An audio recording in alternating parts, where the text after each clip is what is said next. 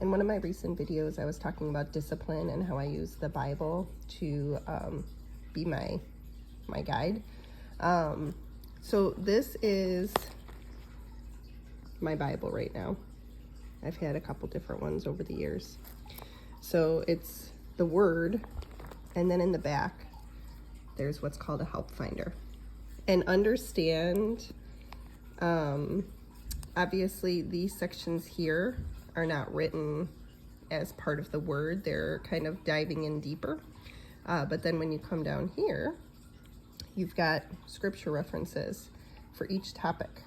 Okay, so that I use, and then I go back to the scripture and read more of the context around these verses. So for instance, Deuteronomy 8:5, think about it, just as a parent disciplines a child, the Lord your God disciplines you for your own good. And then you see here, there's a note on page 167, which I was just reading. We'll get there. I want to read this paragraph to you. Ask someone what discipline is, and you will likely hear the word punishment or correction. But that is not what the Bible's concept of discipline is all about. Discipline is in the Bible, is goal-oriented, seeking to develop a godly person who will walk in God's ways. We tend to think of discipline as keeping others in line, but at the heart of discipline is discipling, helping people become followers, particularly followers of Christ. The emphasis is on loving, guidance, and teaching. So we've got, what is the purpose of discipline? We've got a handful of verses here. I'm going to hold it here for a second, so in case you want to write something down. And then we go down to, how does God discipline his children? And then you've got a handful of verses there. How should I discipline my children? Lots of wisdom there. Because we don't know. Here's the verse that I wanted to, that I was trying to say from memory yesterday, Ephesians 6:4. Fathers, do not provoke your children to anger by the way you treat them. Rather, bring them up in the discipline and instruction that comes from the Lord. I believe there's another verse that says, here we go. Colossians 3:21. Fathers, do not aggravate your children or they will become discouraged. So, there are multiple places where the same thing is said. How do I know if my discipline is too much or if I'm being too harsh? Could my troubles actually be God disciplining me? How should discipline in the church be handled?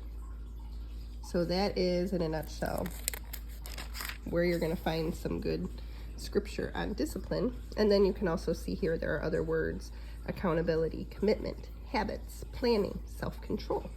So then we go in the help finder to those categories. I'm looking up self-control right now. A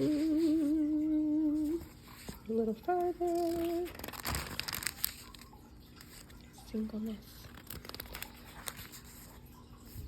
All right, I passed it. And my pages are sticking together.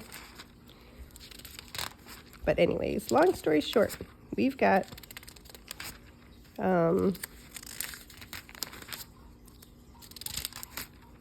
quite a few topics in here.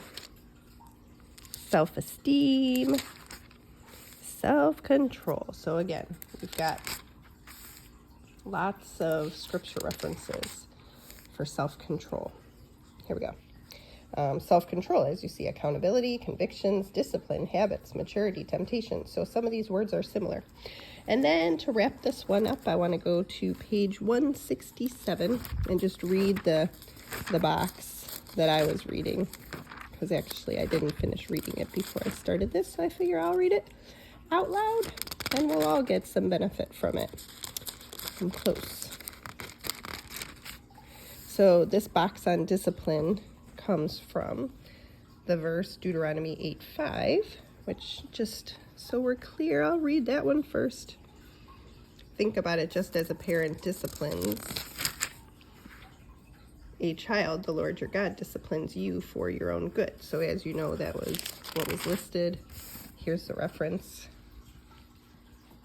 When we discipline our children, we should always first ask ourselves, what am I trying to do?